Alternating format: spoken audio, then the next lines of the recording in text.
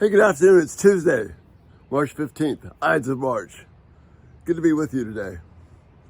Going to continue, possibly wrap up today about what we're talking about, vulnerability, and what we've been learning from Ruth about being vulnerable. Remember when we started in chapter 1, Ruth makes this amazing commitment to Naomi, but more importantly, to Naomi's God. And she commits herself to being faithful to Naomi's God, to be faithful to the covenant, and even to die where Naomi is going to die, because of the impression Naomi had made on her. Very much like the impression that Deuteronomy 6 talks about, that as parents, we're supposed to impress these truths of God on our children. Well, Ruth saw the beauty of what it meant to follow God lived out in Naomi's life amidst all of the suffering and the hurt and the pain. Naomi was still able to impress on Ruth the glorious truths of God and the faithfulness of God.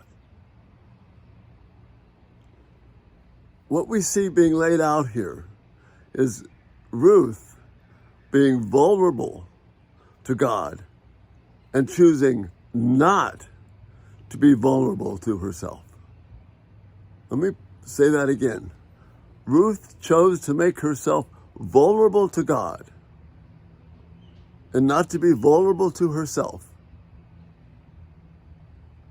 because of the living relationship that Naomi had with God, and was able to impress these things on her daughter-in-law, Ruth. As Ruth began to involve in the adult issues of life, she continued to make herself vulnerable to God. That is, that she trusted God more than she trusted herself.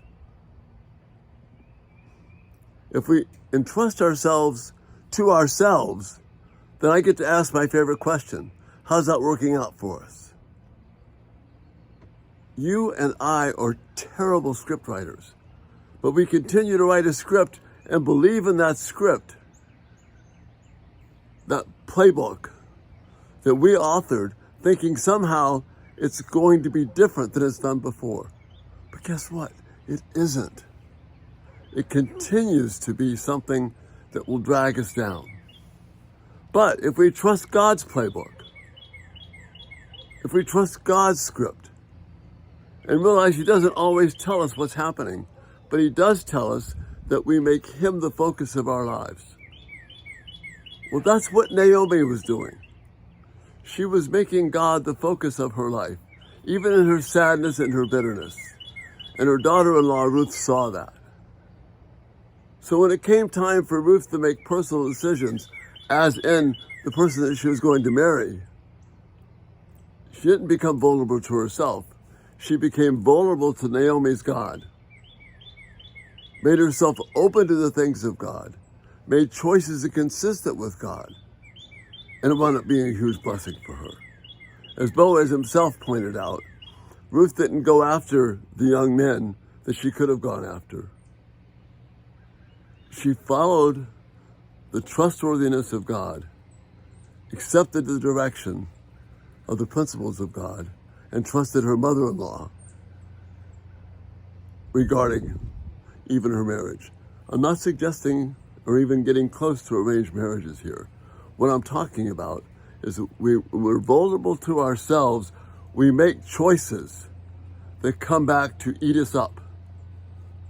But if we can have this living, vital relationship with God, who cares for us, who works everything together for our good, who does not treat us as our sins deserve, is merciful to us when we're unmerciful, is gracious to us when we're ungracious, who rewards us not on the basis of my life and my sins or lack of sins, but on the mercy and grace of His Son poured out upon me. That's what I want to be vulnerable to the mercy of God, not to myself. Because when I trust myself, when I'm vulnerable to me, then that question comes back to haunt us. How's that working out for us? But if I trust God as a scriptwriter, if I see played out in Ruth's life the example that Jesus set some 1,200 years later, where we see in Peter where he entrusted himself to the one who judges justly. That's what means to be vulnerable to God. That's the one thing that we can trust. We can't trust ourselves, but we can trust God. So let's take away from this story of Ruth and this idea of being vulnerable. Be vulnerable to the one who has given his life for us, the one we can trust, and his principles. May those things impress upon us the truth of God. May we impress those truths on the people that we love and our children, the way that Naomi was able to impress the truth of God on Ruth, even when things weren't going very well in her life. She was still centered on God. May we have that kind of impact. And then may we respond in such a way so that we're vulnerable to God. We see the dangers of being vulnerable to ourselves. We're vulnerable to God. We entrust ourselves to Him. And then we find peace and blessing according to God's standards. And that's a beautiful, blessed thing. That's where our true hope lies. So we're going to leave these thoughts on being vulnerable right here. We see Ruth giving herself, making herself vulnerable to God, seeing God richly bless her,